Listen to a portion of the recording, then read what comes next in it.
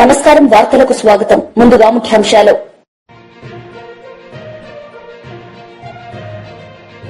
నేరేడ్ కు ప్రాపర్టీ షోలో పాల్గొన్న సీఎం చంద్రబాబు నాయుడు. ఈ సందర్భంగా ప్రసంగం.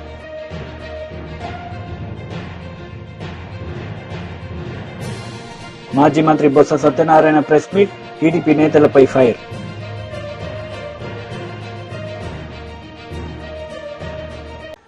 గుంటూరులో నేరేడ్ కో ప్రాపర్టీ షోలో సీఎం చంద్రబాబు నాయుడు పాల్గొన్నారు. ఈ సందర్భంగా ఆయన ప్రసంగించారు. తీసుకునే హక్కు ఈ ప్రభుత్వం మీకు ఇచ్చిందని చెప్పి కూడా నేను మీకు తెలియజేస్తున్నా. ఈరోజు ఇక్కడ చూసినప్పుడు ఈ సంస్థ కూడా 1995లో ఏర్పాటైంది. ఆ సంవత్సరం నేను హైదరాబాద్లో మొట్టమొదటిసారిగా ముఖ్యమంత్రిగా నిర్మాణ రంగాన్ని కూడా ప్రారంభించాం, డెవలప్మెంట్ స్టార్ట్ చేశాం. అక్కడి నుంచి అంచెలంచెలుగా పెరిగింది. ఈరోజు ఇంకొక పక్కన మనం చూస్తే రియల్ ఎస్టేట్ రంగం 7.3% ఈరోజు జీడిపిలో ఉంది. ఇది 2047కి 20% పెరుగుతుందని, $5.8 ట్రిలియన్ ఆర్జిస్తుందని చెప్పి కూడా ఒక ఎస్టిమేట్ తయారు చేశారు.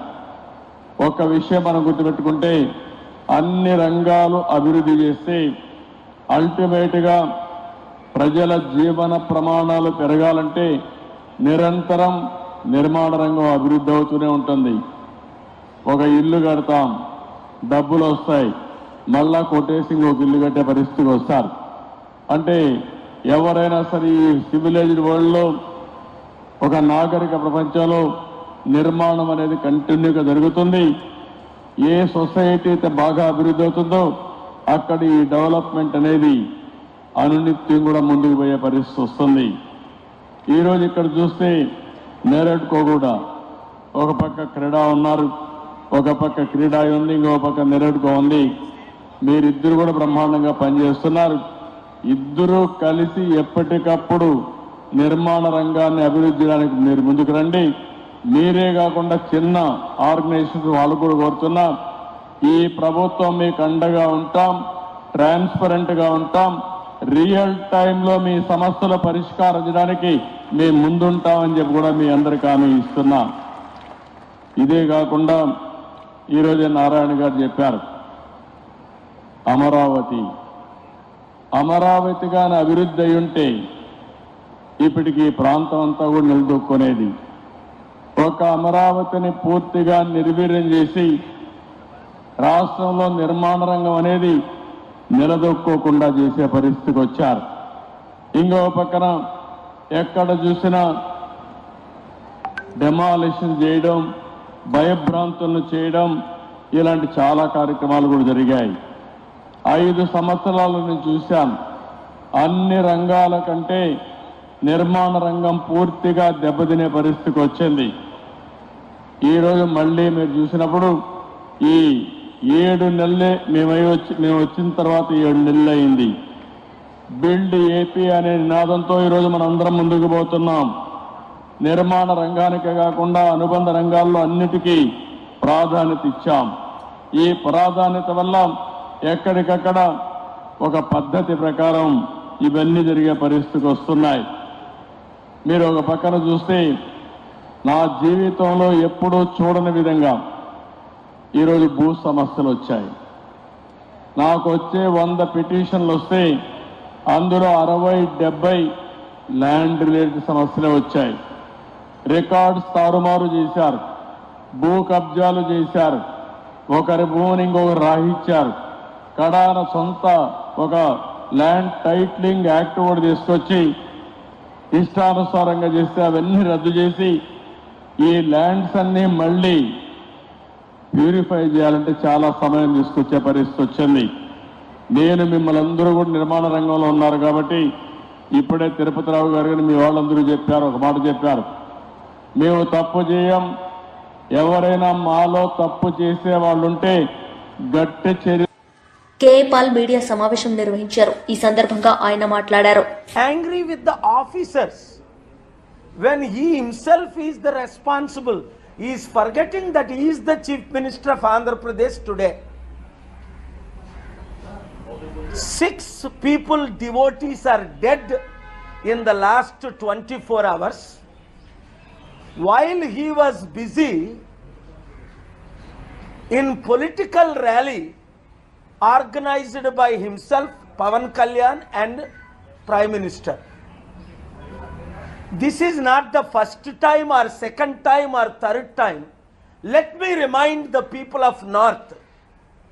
In 2019 during Puskaralu, he made a stunt. He went with the equipment and he caused 23 deaths and many injuries. Directly, Chandrababu Naidu was responsible. Did he learn anything? No. Again, he conducted another political rally in Kandukur, where in a small corner illegally they obtained permission, brought thousands of people. Immediately there itself, 8 people were dead on December 29th, 2022. Again, within 3 days, same similar rally at Guntur. Within 3 days, I don't understand how the police gave permission. I went there. Again, 3 people were dead. Then again, illegally they conducted a rally where Tarak Ratna, heartbreaking story this is, in July 2023, died in a miserable way and they try to cover up. If the list goes on, and yesterday and day before yesterday, when 6 people died, why 6 people died at Tirupati temple? It is a clear evidence. It is the pure negligence of Chandrababu Naidu as a chief minister. Number 1, they were busy conducting political rally, bushing thousands of police to Visakhapatnam. And what they were doing? Praising each other, forgotten all the promises they have given to the people of Andhra Pradesh. Unemployment skyrocketing, debt 13 lakh crore, farmers committing suicide, women committing suicide. More important is steel plant being sold. Chandrababu Naidu, Pavan Kalyan, Narendra Modi 2014 gave a promise, special status for Andhra Pradesh. They have forgotten that, which is beneficial to 6 crore people. Instead, they are not ashamed. Chandrababu Naidu, Pavan Kalyan are not ashamed, praising each other, forgetting people's promise.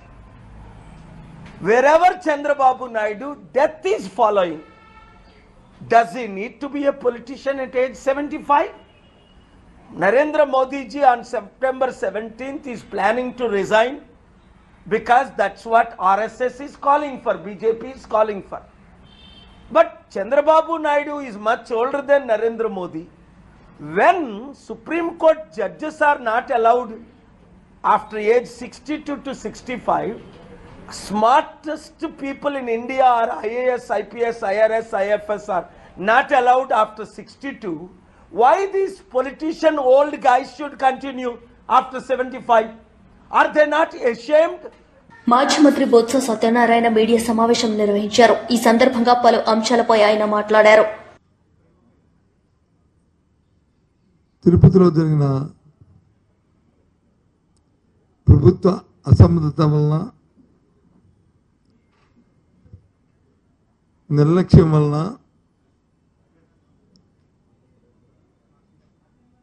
ఆరుగురు నిండు ప్రాణాలని బలిగొన్న మైనం మనందరికీ తెలుసు. ఈరోజు ఈ వైకుంఠ ఏకాదశి నాడు ఆ దేవదేవుని దర్శించుకోవడానికి లక్షలాది మంది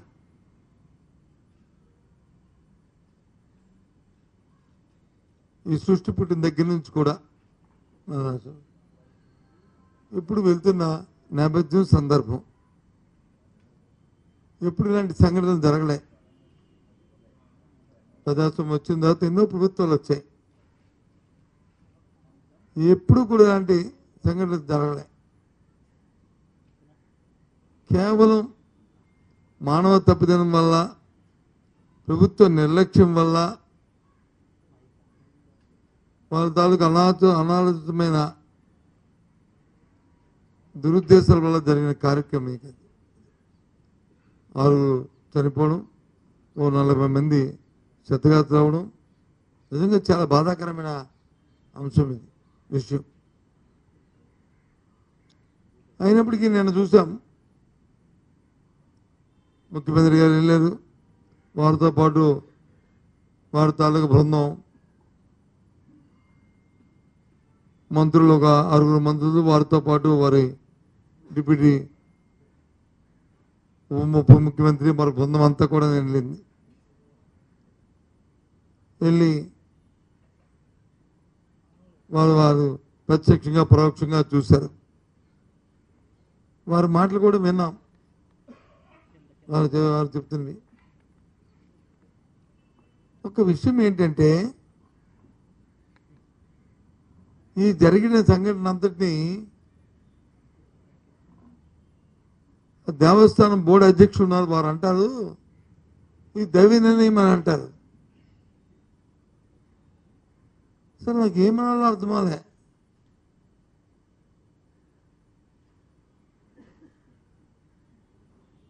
ఇది హైందవ ధర్మంలో ఇది ఏ రకంగా దీన్ని హర్షిస్తామో, దీన్ని ఎలా సమర్థించుకుంటామో ఒకసారి ఆలోచించవలసిన అవసరం ఉంది. అది నిర్లక్ష్యమా,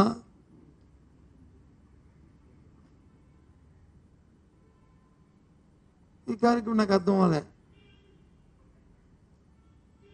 అసలు నేను సూటిగా ఈ ప్రభుత్వాన్ని ప్రశ్నిస్తున్నాను.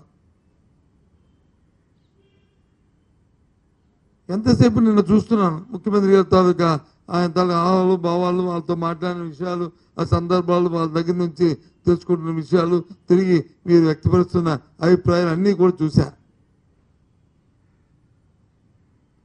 లక్షలాది మంది భక్తులు వచ్చి ఈ రోజున అక్కడికి వస్తారు, దేవుని దర్శించుకుంటారు. ఈ రోజు నుంచి వాళ్ళు నిన్న మొన్నటి నుంచే తిరుమలకు వచ్చి దానికోసం కాచుకొని ఉంటారు అనే విషయం ముందు నుంచి తెలిసిన విషయమే కదా. అసలు ప్రభుత్వం తరఫున ఎప్పుడైనా ఒక రివ్యూ అని చేశారా దీని మీద? ప్రభుత్వం తరఫున ఒక సమీక్ష అనేది జరిగిందా? ఎందుకు అడుగుతున్నా అంటే, ప్రభుత్వం తరఫున జరిగిందా అని. బోర్డుకున్న పరిమితి చాలా పరిధి తక్కువ. వాళ్ళ పరిధిలో ఒక కలెక్టర్ కానీ, ఒక ఎస్పీ కానీ, ఒక డిఐజీ కానీ, లేదు ఒక మెడికల్ అండ్ హెల్త్ ఆఫీసర్ కానీ. మాజీ మంత్రి అంబటి రాంబాబు మీడియా సమావేశం నిర్వహించారు. ఈ సందర్భంగా పలు అంశాలపై ఆయన మాట్లాడారు. అక్కడ ఉన్నటువంటి టీటీడీ ధర్మకర్తలు, టీటీడీ బోర్డు సభ్యులు ఎంత చక్కగా గొప్పగా దాన్ని చూసుకుంటున్నారు పవిత్రంగా అనేటువంటి మాట అనేక సందర్భాల్లో మనం వింటూ వస్తున్నాం. అలాంటి అత్యంత పవిత్రమైన, ప్రపంచంలో గొప్ప దేవాలయాల్లో ఒకటి అయినటువంటి తిరుమల తిరుపతి దేవస్థానంలో ఏదైనా చిన్న విషయం జరిగినా అది చాలా ఇబ్బందికరంగా మనము భక్తులు ఫీల్ అవుతాం. దురదృష్టం, ఊహకందనేటువంటి అంశం, మొన్న తిరుమల తిరుపతి దేవస్థానానికి సంబంధించినటువంటి వైకుంఠ ఏకాదశి సందర్భంగా వైకుంఠ ద్వార దర్శనానికి భక్తులు వెళ్లేందుకు టోకెన్లు జారీ సందర్భంగా తొక్కిసలాట జరగటం, 6 భక్తులు మరణించటం, అనేక మంది అస్వస్థులు కావటం అనేది చాలా పెద్ద విషయం. ఇది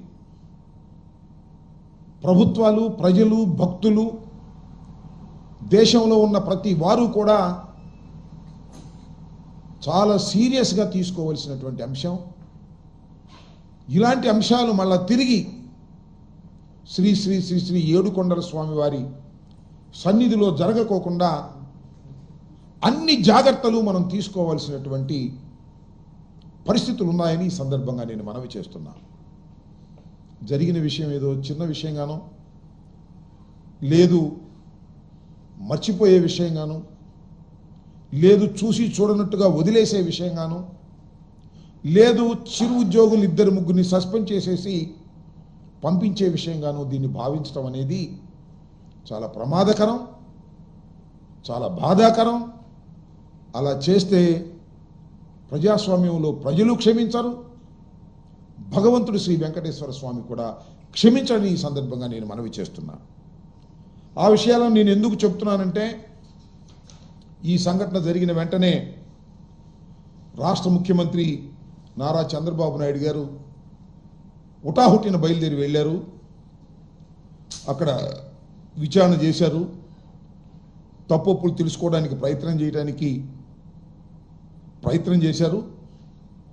అక్కడ మృతుల కుటుంబాలని, క్షతగాతులైన వారిని కూడా పరామర్శించేటటువంటి ప్రయత్నం చేశారు. ఇవన్నీ కూడా మనం మీడియాలో చూసాం. ఆ తర్వాత మళ్ళీ పవన్ కళ్యాణ్ గారు వెళ్ళారు, ఉప ముఖ్యమంత్రి గారు. ఆయన కూడా పరామర్శించారు, ఆయన కూడా మీడియాతో మాట్లాడారు. తరువాత ప్రధాన ప్రతిపక్ష నాయకులైనటువంటి జగన్మోహన్ రెడ్డి గారు కూడా ఆ తర్వాత వెళ్ళారు. అక్కడ పరామర్శించి పలకరించి వచ్చారు. ఎవరి స్టేట్మెంట్స్ వారు ఇచ్చారు. ఫైనల్గా చంద్రబాబు నాయుడు గారు ఆయన ప్రకటించింది ఏమిటంటే,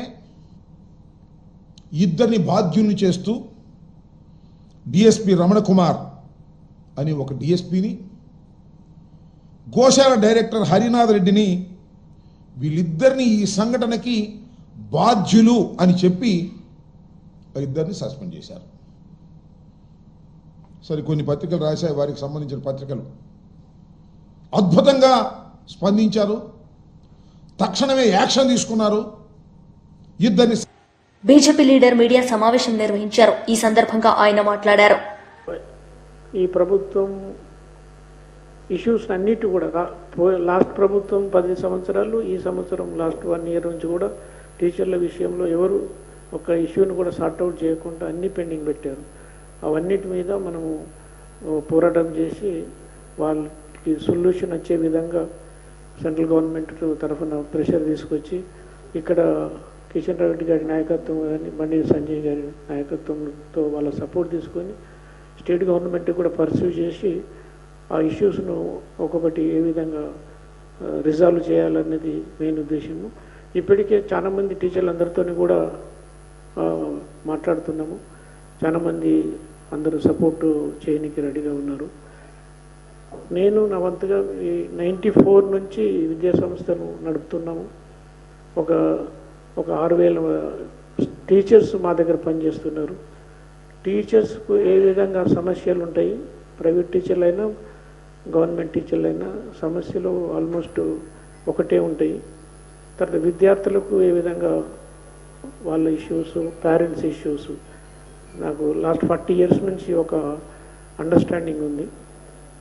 ఈ అండర్స్టాండింగ్ను ముందుకు పెట్టుకొని ఆ ఇష్యూస్ అన్నిటినీ ఏ విధంగా మంచి స్టూడెంట్స్ను తయారు చేస్తూ వారికి సంబంధించిన టీచర్లందరికీ వాళ్ళ సమస్యలు ఒక్కొక్కటి పరిష్కరిస్తూ వాళ్ళు అంత పెద్ద సేవ చేస్తారు. టీచర్స్ అనేటోళ్ళు మన ఏ కంట్రీకి పోయినా, ఏ రాష్ట్రానికి పోయినా, ఎక్కడికి పోయినా మనందరికీ మన టీచర్సే ఒక ఎగ్జాంపుల్. టీచర్స్ లేనిది మనకు ఒక విద్య రాదు, విద్య లేనిది మనం ఏం చేయలేము. అంటే ఒక పొలిటీషియన్ లీడర్ కావాలంటే పొలిటీషియనే కాకుండా లీడర్షిప్ క్వాలిటీస్ను పెంచడం, చదువు నేర్పడము, జ్ఞానం నేర్పడం ప్రతి టీచర్స్ అది ఇంపార్టెంటు. ఎట్లయితే మన టీచర్స్లో మన డాక్టర్ సర్వేపల్లి రాధాకృష్ణన్ కానీ, అబ్దుల్ కలాం గారు కానీ, మీరు ఎవరికి చూసినా కానీ వాళ్ళు ఒక గ్రేట్ ఎగ్జాంపుల్స్. అందులో భాగంగానే మన టీచర్స్ కూడా వాళ్ళకు సరైనంత సమయం ఇచ్చేస్తూ ప్రతి ఒక్కరూ కొంతమంది స్టూడెంట్స్ను మంచి పౌరులుగా చేస్తున్నారు. నేను కూడా విలేజ్లో ఒక నార్మల్ ప్రైమరీ స్కూల్, అంటే మా విలేజ్లో ఓన్లీ క్లాస్ 3rd వరకు ఉండే. తర్వాత నెక్స్ట్ విలేజ్కి ఒక 5 kilometers నడుచుకుంటూ పోయి అప్పన్నపేట అనే విలేజ్లో 10th వరకు చదువుకొని అక్కడికి వెళ్ళి కరీంనగర్లో ఇంటర్మీడియట్ కంప్లీట్ చేసుకొని మళ్ళీ ఉస్మానియా యూనివర్సిటీలో ఇంజనీరింగ్ చేశాం. బట్ ఈ స్టూడెంట్స్ లైఫ్లో ఏ విధంగా విలేజ్లలో కష్టపడతారో అవన్నీ వాళ్ళ ప్రాబ్లమ్స్ అన్నీ తెలుసు. తర్వాత అందులో టీచర్స్ కూడా ఏ విధంగా సమస్యలు ఉన్నాయి అంటే ప్రైమరీ టీచర్ కానీ, డిగ్రీ కాలేజ్ కానీ, జూనియర్ కాలేజ్ కానీ, యూనివర్సిటీ టీచర్స్కు ఉన్న సమస్యలన్నీ ఒకవేళ నన్ను ఎలెక్ట్ చేస్తే అవన్నీ సమస్యలు పాజిబుల్ వేలో సొల్యూషన్ తీసుకురావడం అనేది నా లక్ష్యము. ఈ లక్షణంలో నా వంతుగా మ్యాక్సిమం కృషి చేస్తాము. అయితే గవర్నమెంట్ పార్టీ, కేంద్ర పార్టీ, మన స్టేట్ పార్టీ. వార్తలు ముగించే ముందు ముఖ్యాంశాలు మరోసారి. నేరేడ్ కు ప్రాపర్టీ షోలో పాల్గొన్న సీఎం చంద్రబాబు నాయుడు. ఈ సందర్భంగా ప్రసంగం.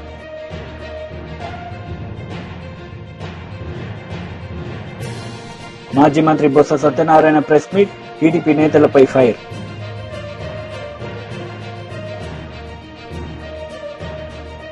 ఈ వార్తలు ఇంతటితో సమాప్తం. తిరిగి ప్రసారమయ్యే వార్తల్లో మళ్లీ కలుద్దాం. అంతవరకు సెలవు. నమస్తే.